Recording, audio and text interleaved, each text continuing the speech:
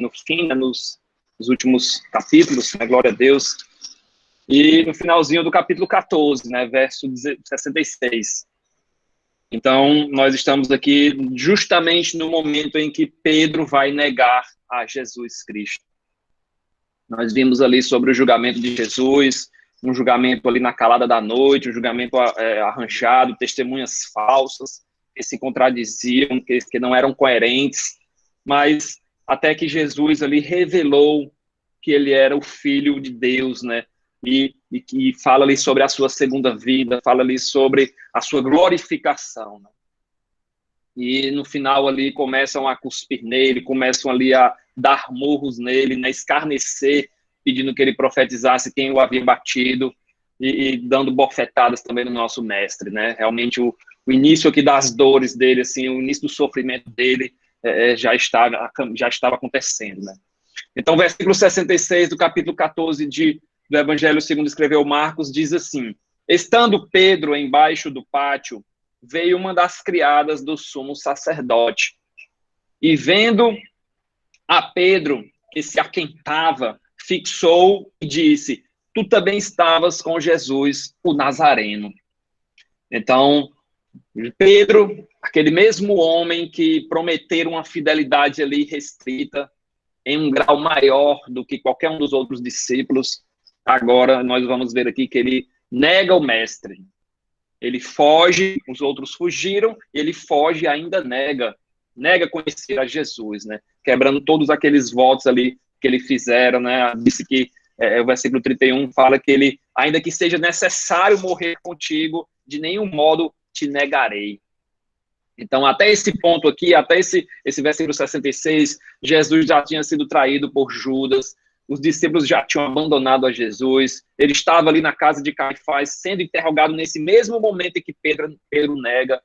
As testemunhas falsas já estavam sendo levantadas, né, falando contra ele, e quando ele afirma ser o Cristo ali, já estavam cuspindo, batendo nele, tudo isso acontecendo ali de forma paralela, né? Pedro no pátio e Jesus ali dentro da casa. Então, um dos discípulos mais íntimos de Jesus, aquele que juntamente com Tiago, com João, eram os mais chegados, aqueles que viram coisas que ninguém viu, como a transfiguração, foram aqueles que Jesus chamou para orar próximo a ele ali no jardim do Getsêmani. Pedro era um desses, né? Um dos mais íntimos, e ele aqui vai negar conhecer o seu mestre.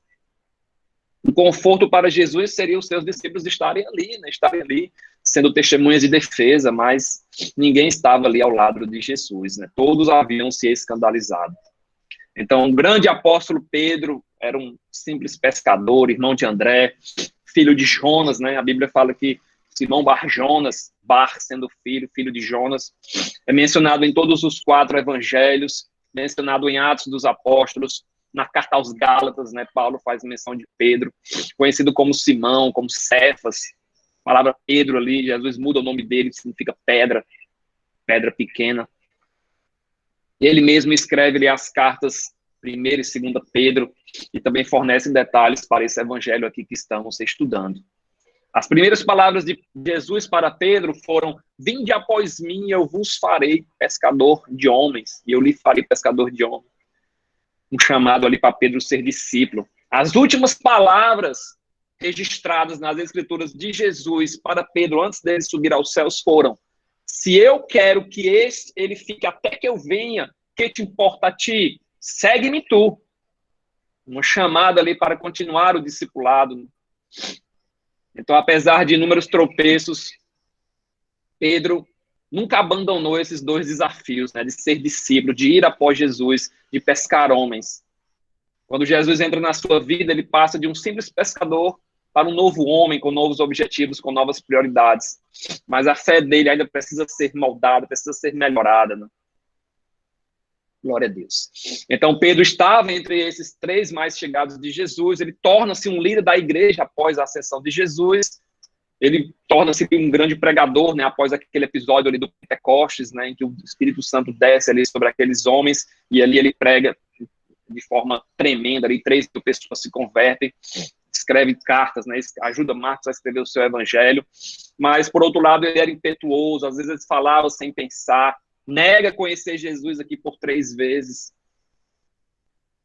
Glória a Deus. Então, o versículo 66 que nós lemos aqui, ele fala que Pedro estava no pátio ali, junto com os servos na casa do sumo sacerdote Caifás, né, junto com seus criados.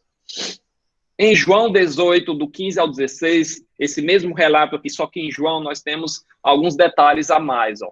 Simão Pedro e outro discípulo seguiam a Jesus, sendo este discípulo conhecido do sumo sacerdote. Entrou para o pátio com Jesus. Pedro, porém, ficou de fora, junto à porta. Saindo, pois, o outro discípulo, que era conhecido do sumo sacerdote, falou com a encarregada da porta e levou Pedro para dentro. Então, aqui é falado que um outro discípulo aqui, que conhecia o sumo sacerdote, colocou Pedro para dentro ali. Nós temos aqui como Pedro conseguiu entrar na casa do sumo sacerdote. Então, ele estava ali no pátio, né, através da ajuda de um discípulo aqui, que o nome não é revelado. Alguns afirmam que seria João, né, que teria ligação entre as suas famílias, mas não podemos ter, não sabemos ao certo. Então, Jesus está ali na casa, sendo interrogado, sofrendo abuso físico e psicológico, e Pedro está ali próximo dele, do lado de fora, no pátio externo. O versículo 67 fala que uma criada viu Pedro ali, fixou o olhar nele, Pedro se aquentava, ou seja, ele estava ali se aquecendo em alguma fogueira, o tempo ali era frio, né, a noite ali frio em Israel, então ele estava ali se aquecendo, e essa criada fixa o olhar nele e olha para Pedro e diz: eu te conheço, tu estavas com Jesus, o Nazareno. No versículo 68, Pedro começa aqui a sua negação, mas ele o negou, dizendo: não conheço, nem compreendo o que você está dizendo, e saiu ali para o alpendre, né? Saiu ali para outro local, ali na parte externa da casa do sumo sacerdote, e o galo cantou. Primeira vez que o galo canta, né? Então, quando Jesus profetizou, quando Jesus falou, ele falou o seguinte: ó, em verdade te digo que hoje, nesta noite, antes que 2 vezes cante o galo, tu me negarás 3 vezes. Então, primeira vez que o galo cantou. Glória a Deus. Então, Pedro nega aqui de forma enfática. O seguro Pedro ali no cenáculo, né, de forma segura, ele disse que morreria, né? Dá lugar que é o Pedro medroso, né? Covarde ali no pátio do sumo sacerdote. Prometeu ir com Jesus até a morte, mas negou sua fé, negou seu discipulado, e o mais importante, negou o seu Senhor e Cristo, né? Glória a Deus. Então, nega que conhece a Jesus, ainda age ali como se não estivesse compreendendo, né? Age de maneira confusa, tenta desviar a atenção ali, mudando de assunto, talvez, né? Saiu ali daquela situação, finge não entender o que a mulher estava falando, entender aquela acusação. E ele sai logo em seguida de perto daquela criada.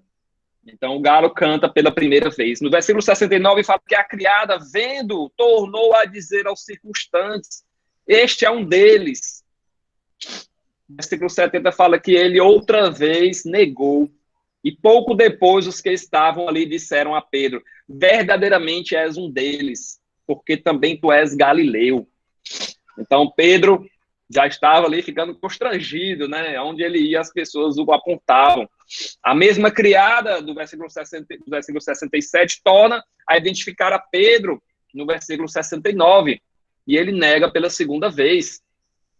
Depois de algum tempo, no versículo 70, outras pessoas reconhecem a Pedro, que ele seria um galileu. Em Marcos, a gente tem o mesmo versículo, só que tem um acréscimo, fala assim, ó: o teu modo de falar te denuncia. Pedro era galileu, né? O sotaque talvez fosse diferente, né? Com certeza era diferente. Eles estavam na Judéia, Pedro era da Galileia.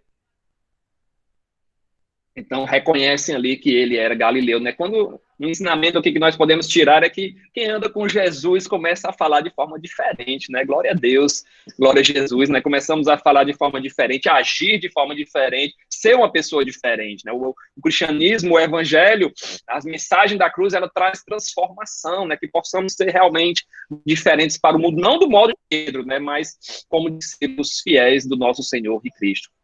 Então, alguns estudiosos creem que, ao chamar Pedro de Galileu, eles estavam ali, era uma forma pejorativa de se chamar. chamar de nazareno, chamar de galileu, era a mesma coisa de se chamar de nordestino, né? Nós somos nordestinos, mas pessoas do sul-sudeste chamam o nordestino de forma pejorativa. Então, seria o mesmo caso, né? As pessoas da Judéia chamavam o galileu, o nazareno, de forma pejorativa. Assim como nos dias de hoje, naquele tempo, o modo de falar de Pedro poderia ser facilmente identificado, né? O sotaque ali era bem diferente dos habitantes de Jerusalém. Então, após falar isso, Pedro, no versículo 71, começa a praguejar e a jurar: não conheço este homem de quem falais. Então, praguejar ali é proferir pragas, né? Amaldiçoar. Por exemplo, Pedro fala assim, ó, que eu caia morto aqui se eu estiver mentindo, que eu caia morto se eu conhecer esse homem aqui. Então, e ele perjura, ou seja, faz um falso juramento, né? Perjurar é dar jurar falsamente. Não conheço este homem de quem falais, de forma bem enfática.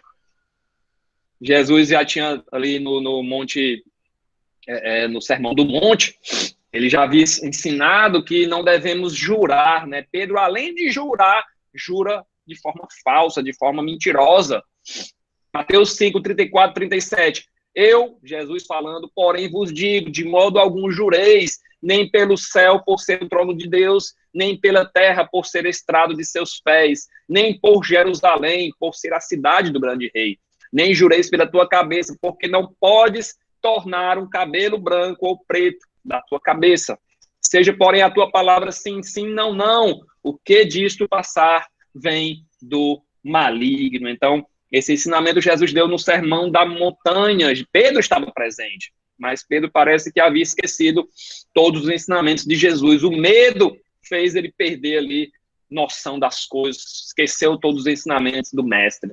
Em João nós temos também o seguinte relato ali, né, que Malco, né, Malco foi aquele que Pedro arrancou a orelha com a espada e Pedro colocou Jesus colocou no lugar e curou Malco. Esse relato em João 18, 26, um dos servos do sumo sacerdote, parente daquele a quem Pedro tinha arrancado a orelha, então conhecido ali de Malco, perguntou: não te vi eu no jardim com ele? De novo Pedro negou, e no mesmo instante cantou o galo. Então, nós temos aqui que, seja quem foi que falou aqui pela terceira vez, pela segunda vez o galo cantou, né? O versículo 72 fala que logo cantou o galo pela segunda vez. Então, Pedro se lembrou das palavras que Jesus lhe dissera: antes que 2 vezes cante o galo, tu me negarás 3 vezes. E caindo em si, desatou a chorar. Então, feliz daquele cuja fala, cujas atitudes denunciam como sendo um discípulo de Cristo. Pedro foi denunciado como sendo discípulo de Cristo, mas as suas atitudes foram erradas. Ele negou o mestre. A gente vê aqui nesse exemplo de Pedro, né, como a mentira age, né? Quando mais você mente, quando mais Pedro mentia aqui, mais ele ia se afundando aqui, ele ia caindo, né? Como se ele fosse degrau abaixo, né? Ladeira abaixo. Ele começa aqui a praquejar, começa a jurar, começa a esquivar-se, quis ser mais forte do que os outros, né? Do que os outros discípulos, mas tornou-se no mais fraco. Ele caiu ali na surpresa, né? Ele não esperava ali aquela situação. Judas, ele fez um planejamento, mas Pedro foi pego ali de surpresa, né? Então, a falta de humildade ali de Pedro, né? A falta de obedecer a Jesus quando Jesus disse para vigiar, né? Para entrar em oração. Esqueceu também das advertências do mestre, não ficou ali vigilante. Grande parte dos nossos erros, né? Das nossas falhas, dos nossos pecados no dia a dia, são por conta desses pequenos erros, né? Tratados com displicência, né? Achamos que nunca cairemos em falhas, em erros, em pecados, às vezes não observando a palavra do Senhor, né? Glória a Deus. É necessário conhecermos as Escrituras, né? Para não errarmos, para não cairmos num momento aqui como Pedro caiu, uma surpresa, né? Mateus 22, 29, Jesus Cristo fala: errais não conhecendo as Escrituras, nem o poder de Deus. Oséias 4, 6 fala que o meu povo foi destruído porque lhe faltou conhecimento. Então, que nós possamos entender, estudar, praticar a palavra do Senhor para não sermos pegos nessas surpresas, né? Esse exemplo de Pedro, ele traz essa reflexão ao nosso coração. Qualquer situação, em todas as situações, nós temos que declarar nossa fé em Jesus, né? Muitas pessoas se esquivam, por exemplo, de conversas a fim de não querer falar a respeito de Jesus. Devemos tomar cuidado com isso, pois também é uma forma de negar a Jesus. É você fugir de uma conversa ali, perguntarem a sua fé e tudo mais, e você fugir daquela situação, é uma forma de negar a Cristo. Então, Pedro se lembra ali das palavras de Jesus, e em Lucas, né, nós temos aqui um fechamento diferente desse de Marcos, né? Lucas é o único que traz esse fechamento aqui desse episódio da negação. Ele fala o seguinte, ó, Lucas 22:60. Mas Pedro insistia: homem, não compreendo o que dizes, e logo, estando ele ainda a falar, cantou o galo. Então, voltando-se o Senhor, fixou os olhos em Pedro. E Pedro se lembrou das palavras de Jesus, que ele dissera: hoje 3 vezes me negarás. Então, era como se de onde Pedro tivesse, ele, segundo Lucas, né, ele conseguisse ver o mestre lá dentro sendo julgado, né, e eles fixaram o olhar ali na mesma hora que Pedro negou pela 3ª vez. Né?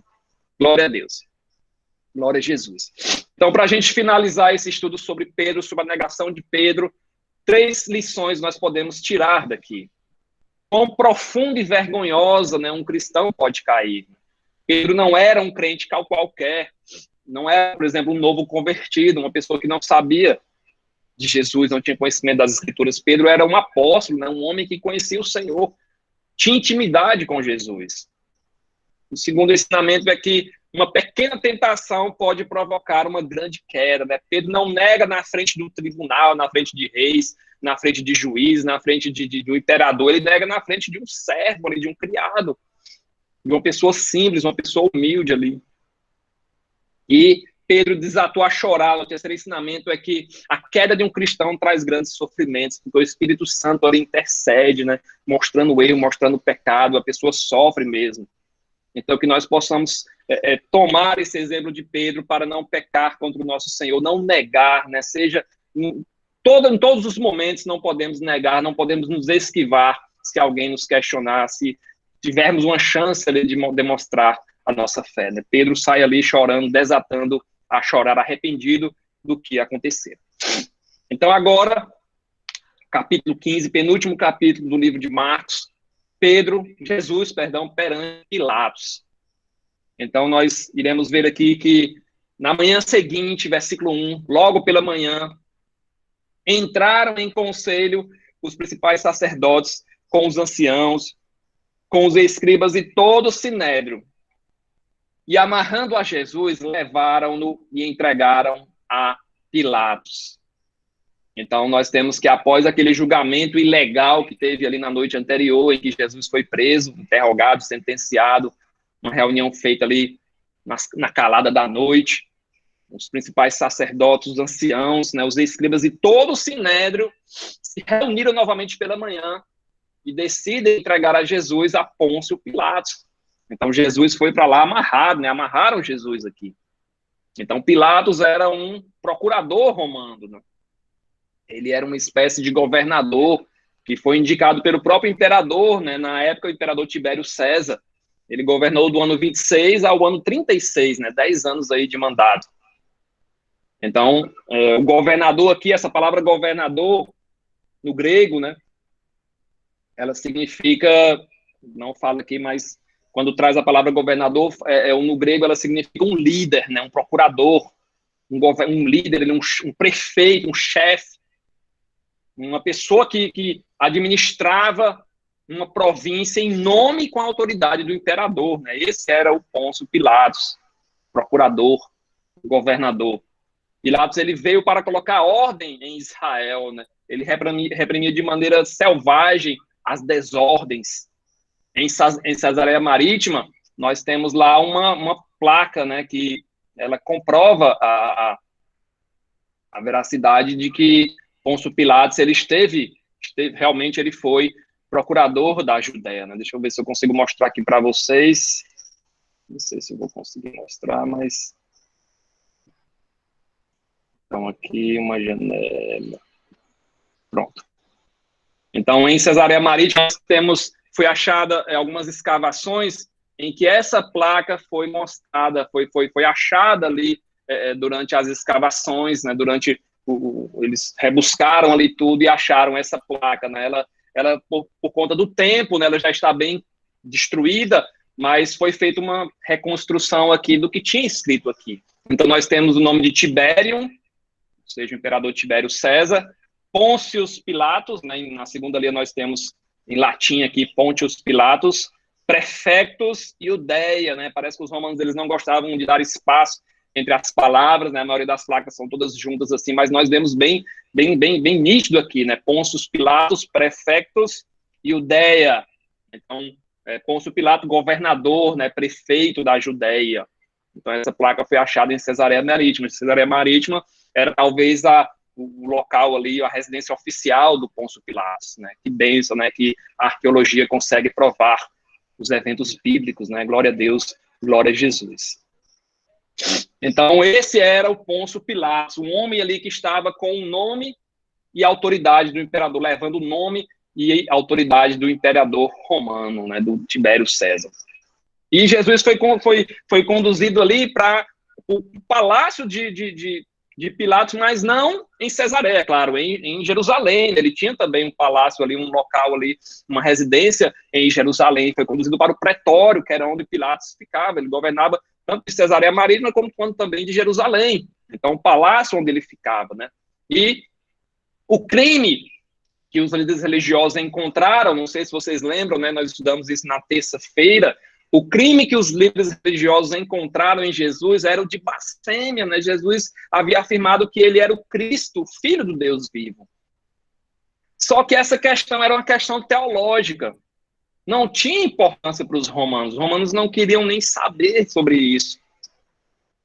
Então foi necessário ali que os líderes religiosos forjassem uma acusação política contra Jesus. Os romanos não queriam saber se Jesus tinha sido acusado de blasfêmia, era uma questão teológica. Foi necessário eles forjarem uma acusação política contra Jesus. Em João nós temos detalhes aqui, ó. Logo que chega no pretório, João fala o seguinte, ó, João 18, 29, então Pilatos saiu para lhe falar e disse, que acusação trazeis contra este homem? Eles responderam, se este não fosse malfeitor, não te entregaríamos. Pilatos responde, tomai-o vós outros e julgai-o, segundo a vossa lei.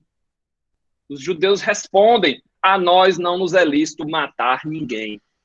Então você vê ali que eles levam a Pilatos, Pilatos diz, ó, o que é que vocês estão trazendo ele? Qual a acusação? Ele diz, ó, é um malfeitor. Aí Pilatos responde, ó, julgue segundo a lei de vocês. E eles respondem ali que nós queremos matar. Ele tem uma acusação aqui digna de morte, mas nós não conseguimos ter esse poder aqui, porque Roma é quem manda. Em Lucas, nós temos quais foram as acusações que eles levaram a Pilatos. Então, Lucas 23, versículo 1, fala o seguinte, ó, e levantando-se toda a multidão deles, o levaram a Pilatos, e começaram a acusá-lo, dizendo, havemos achado este pervertendo a nação, proibindo dar o tributo a César, e dizendo que ele mesmo é Cristo, o rei. E Pilatos perguntou-lhe, dizendo, tu és o rei dos judeus? E ele respondeu, dizendo, tu dizes, né? E finaliza que os líderes religiosos falam que Jesus alvoroçava o povo, ensinando por toda a Judéia e por toda a Galileia até aqui. Então, quais foram as acusações, né? Lucas é bem claro, pervertir a nação, provocando tumultos, colocando a nação contra Roma, proibindo de dar tributo a César, que era uma mentira, né? Pois Jesus tinha dito que dá a César o que é de César e a Deus o que é de Deus.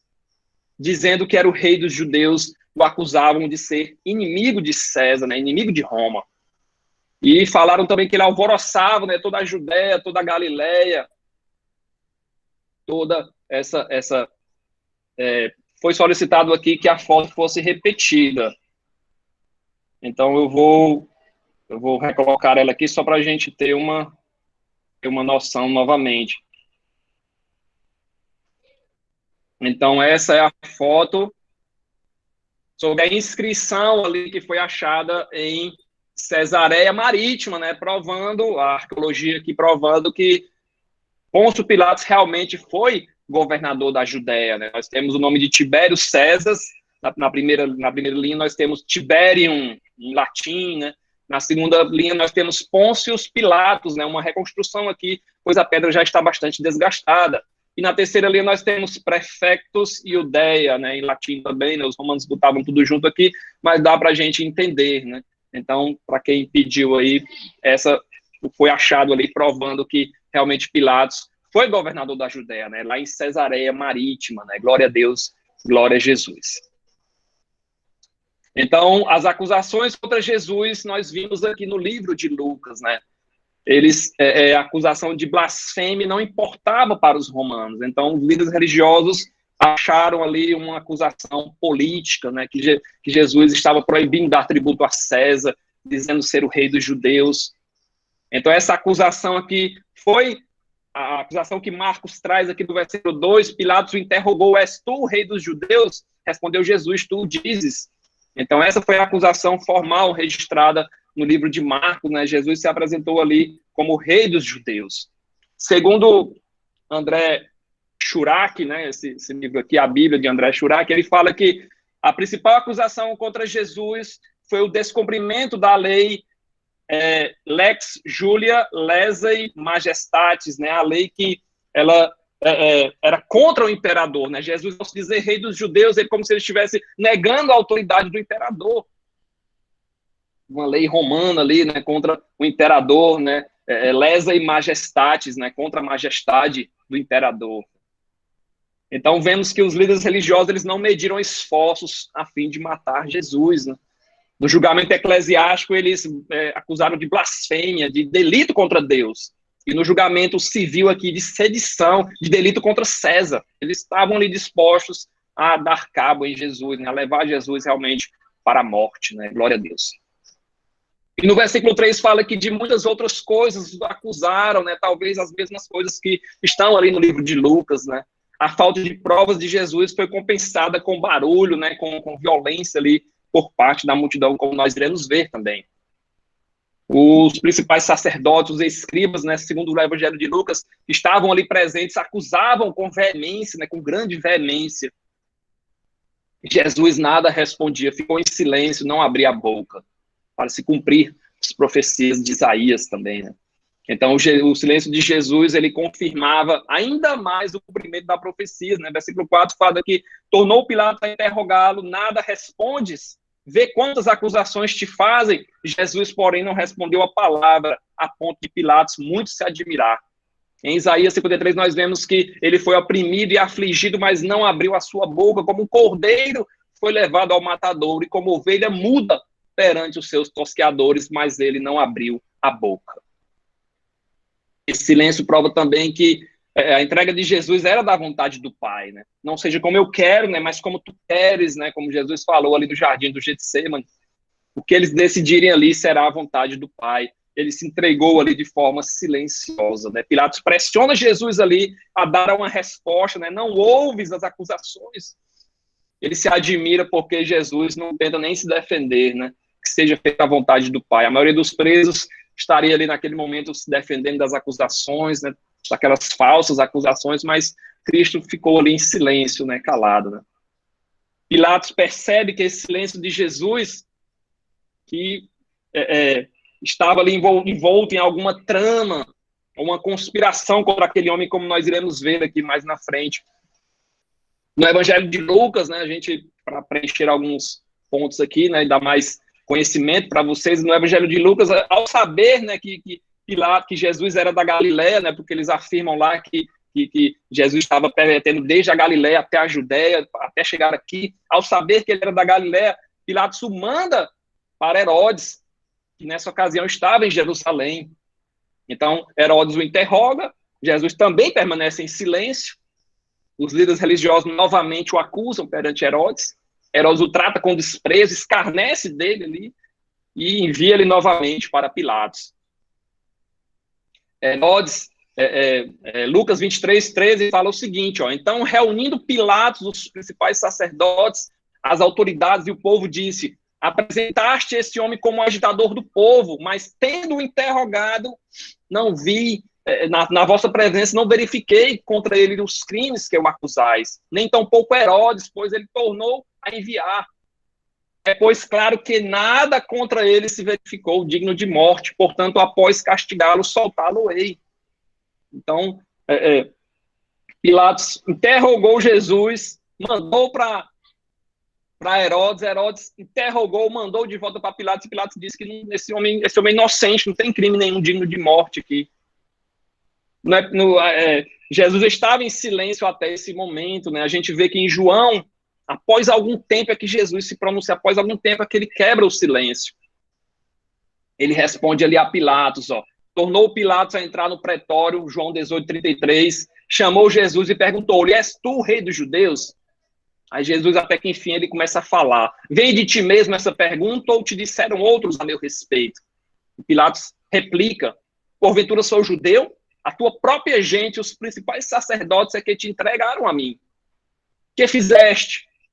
Jesus responde: o meu reino não é deste mundo. Oh, glória!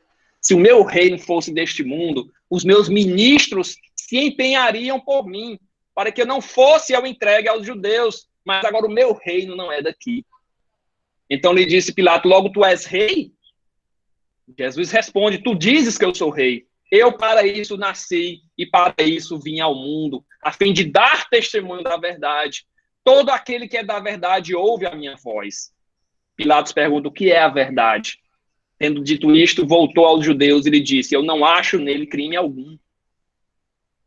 Quando Pilatos pergunta aqui o que é a verdade, né, Jesus podia ter dito: eu sou o caminho, a verdade e a vida, né, mas ele também ficou em silêncio nesse momento. Né. Então Pilatos tenta libertar Jesus, né, ele não vê crime em Jesus. A partir desse momento, segundo João 19:12, Pilatos procurou soltá-lo, mas os judeus clamaram: se soltar a este, não és amigo de César. Todo aquele que se faz rei é contra César. Então Pilatos estava convencido da inocência de Jesus, percebeu a intenção maldosa dos sacerdotes, como a gente vai ver no versículo 10, mas ele temeu uma revolta, né? Temeu ali que o povo enfurecido, juntamente com os líderes religiosos, né, que estavam ali, acontecesse uma rebelião, era de interesse do imperador, do império, que houvesse paz na Judéia, houvesse paz ali na Galileia. Então, o versículo 6 fala que, por ocasião da festa, uma última cartada aqui de Pilatos para tentar salvar Jesus, né? Era costume soltar ao povo um dos presos, qualquer que eles pedissem. Versículo 7 que diz que havia um chamado Barrabás, preso com amotinadores, os quais em um tumulto haviam cometido homicídio. O cara era terrorista e um assassino. Vindo a multidão, começou a pedir que ele fizesse como de costume. Então Pilatos parte aqui para a última cartada ali, né? A última tentativa de soltar Jesus. Era costume soltar um preso ali na ocasião da Páscoa, na ocasião da festa. Barrabás significa filho do pai, né? Aba é pai, Bar é filho, né? Barrabás. Em Mateus fala que ele era um preso bem conhecido ali. Havia sido preso por conta de uma rebelião com amotinadores, né? Tumulto, havia cometido um homicídio. Era um bandido perigosíssimo. Embora fosse inimigo de Roma, mas para alguns judeus que não gostavam de Roma, ele era um herói, né? Ele era um cara que lutava pelos interesses de Israel, né?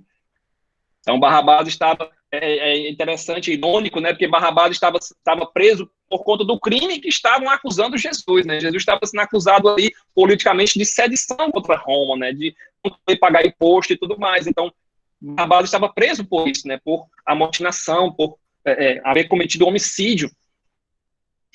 Pilatos, ele tentou fazer a coisa certa, mas da forma errada. Ele quis soltar Jesus aqui sendo trocado por Barrabás, mas ele pediu para a população, para o povo escolher, né? Que a escolha fosse da multidão. Ele propôs anistiar um prisioneiro criminoso aqui, esperando que a multidão escolhesse a Jesus, ele colocou Jesus e Barrabás, mas o povo escolheu Barrabás. Pilatos esperava que o nome de Jesus ia ser gritado ali no meio da multidão, mas eles gritaram o nome do Barrabás, né? William Barr fala que A escolha da multidão por Barrabás revela as escolhas do homem sem Deus.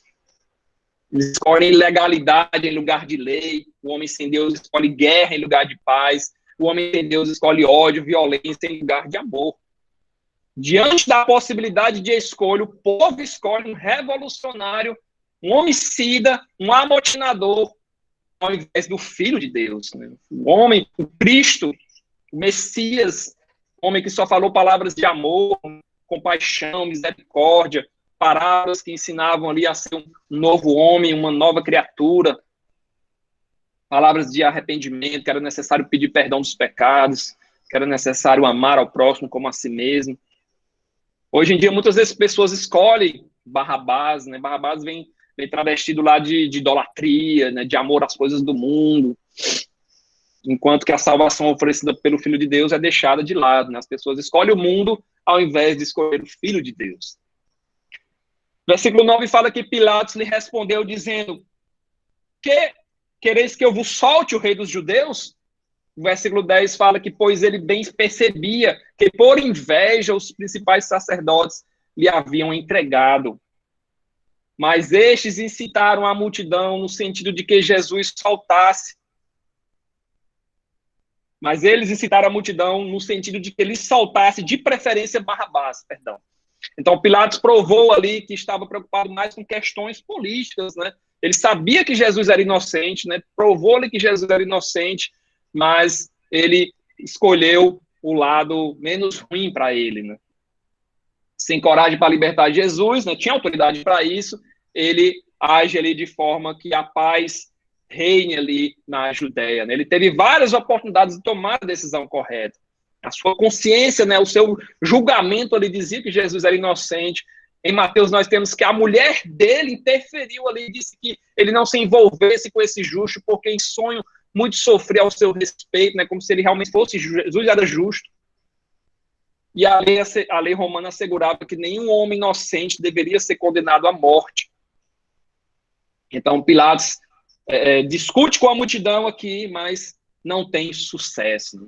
Os principais sacerdotes haviam persuadido ali o povo, né, para que pedissem a Barrabás e fizessem morrer Jesus. Os líderes usam da sua influência, né, eles eram bem vistos, né, bem quistos ali pelo povo, então eles usam da interferência ali para que o povo fizesse o que eles queriam, né. Versículo 12 fala que Pilatos, versículo 13, eles porém clamavam, né, crucificam. Versículo 12, Pilatos pergunta: que fareis então a este, que chamais o rei dos judeus? Eles, porém, clamavam: crucificam. Mas Pilatos lhe disse: que mal fez ele? E eles gritavam cada vez mais: crucificam.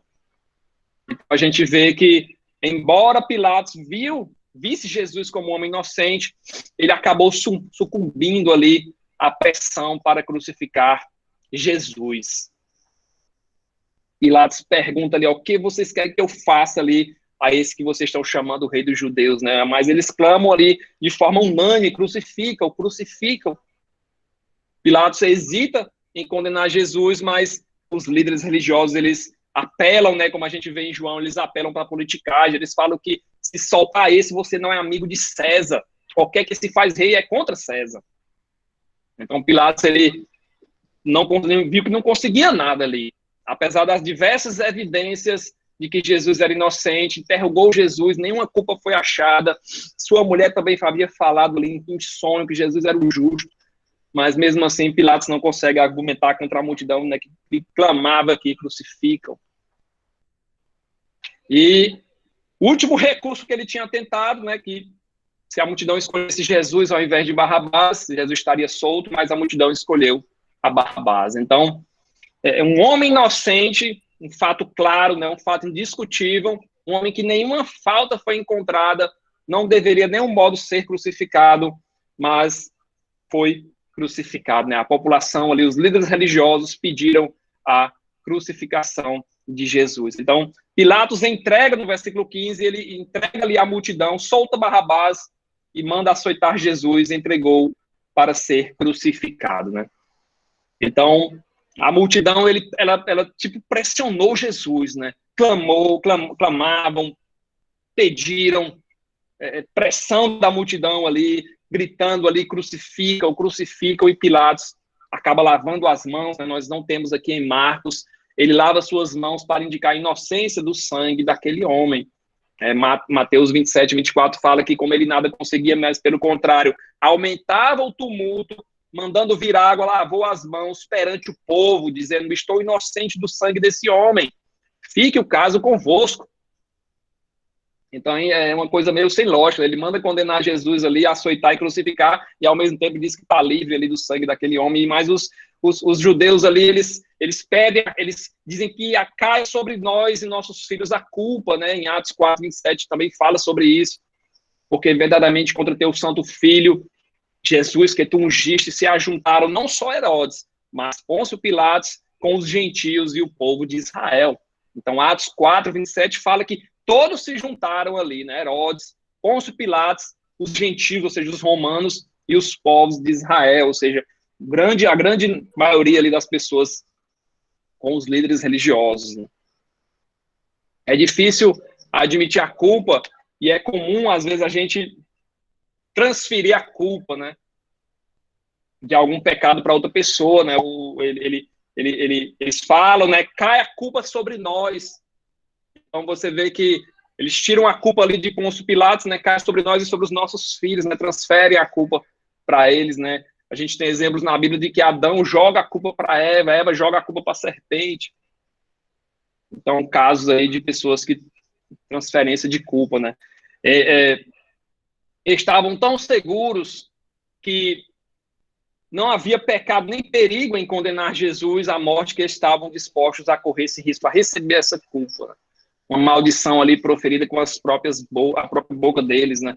Nós e os nossos filhos, é tudo que a nação de Israel sempre sofreu aí ao longo da história. Né? Então, com a sentença definida, Barrabás foi libertado, soltou-lhe Barrabás, e Jesus foi enviado para o açoite e para a crucificação. Então, se Jesus não tivesse aparecido, se Barrabás, se Jesus não tivesse entrado ali na história, Barrabás é que deveria ter sido crucificado. Ele era um assassino, né, um homicida, um amotinador, mas ao invés disso açoitaram e crucificaram o Rei dos Reis e o Senhor dos Senhores, o justo pelos injustos. Né? Então Jesus foi açoitado, uma penalidade ali cruel, né, uma punição cruel, uma quarentena de açoites menos um. Usava-se um chicote de couro, eles usavam um chicote de couro que o nome era azorrague, né, um chicote ali que ele era feito de couro e nas pontas deles tinham ossos. Deixa eu ver se eu consigo também mostrar para vocês aqui, para a gente ter mais um... Só um instante.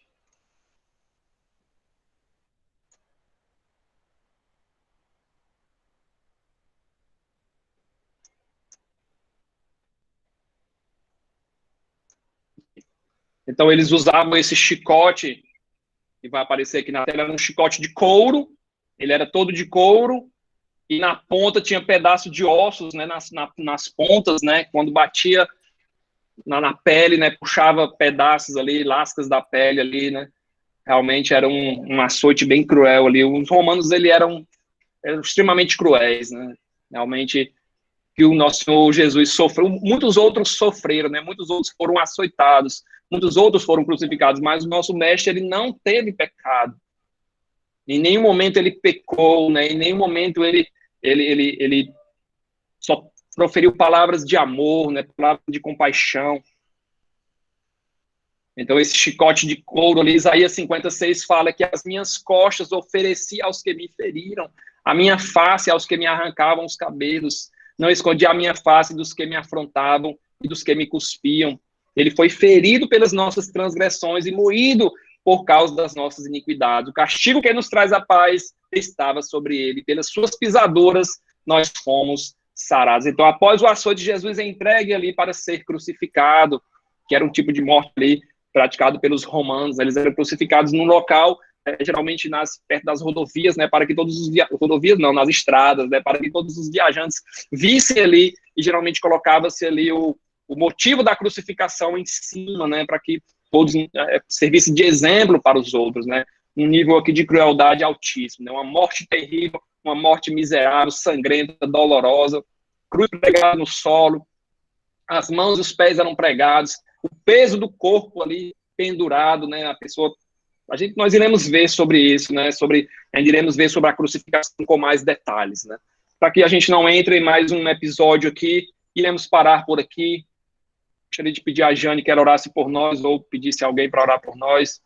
Nós possamos refletir, né, nessa mensagem, a negação de Pedro ali, né? Jesus, um homem santo, Pedro, como um discípulo preferido, um discípulo íntimo, o nega, né? O nega conhecer ali, ele que havia afirmado que iria até a morte pelo mestre. Depois nós temos aqui Jesus perante Pilatos, Jesus claramente inocente, mas por inveja, né? Inveja dos líderes religiosos, né? Acusaram o nosso mestre, o condenaram ali perante Pilatos. Jane, você pode assumir? Jane? Sim, Renato, com certeza. Amém. Então vamos, nesse momento, né, agradecer ao nosso Deus, tá bem? Eu queria, nesse momento, se for possível, tá bem? Pedir para que a Romy faça uma oração por todos nós, Romy. Nós estamos vendo aí até gafanhoto chegando, hein, Romy? Até gafanhoto. Verdade. Ou seja, a coisa está mesmo cada vez mais conectada e mais aparente, não é? Não tem mais nada escondido, na verdade. Né? Mas nós estamos vendo, acompanhando aí, nós temos que seguir firmes, porque o nosso caminho é aquele que nós já sabemos, né? Nós estamos indo para Nova Jerusalém, o nosso Jesus está voltando, sim, e cada vez mais se confirmam os rumores de guerra. Temos aí as catástrofes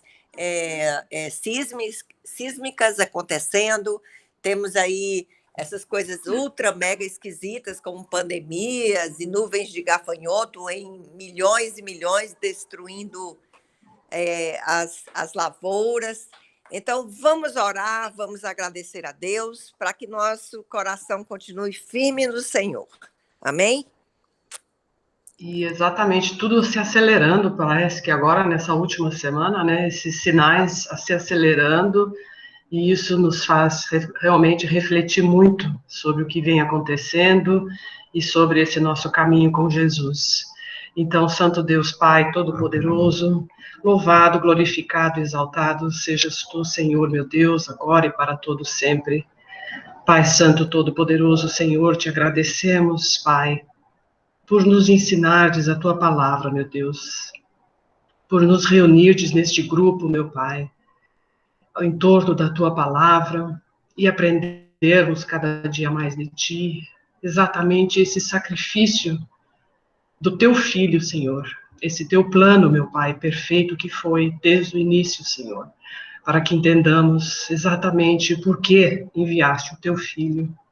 Santo Deus, Pai, ajuda-nos, meu Deus, amado Jesus, a seguir os teus passos, Senhor, a te obedecer, ó Senhor Jesus amado, para que nós consigamos cada vez mais glorificar o teu nome, entender, meu Deus, que devemos viver, Senhor, para te adorar, que tudo em nós, Senhor, é para a tua glória.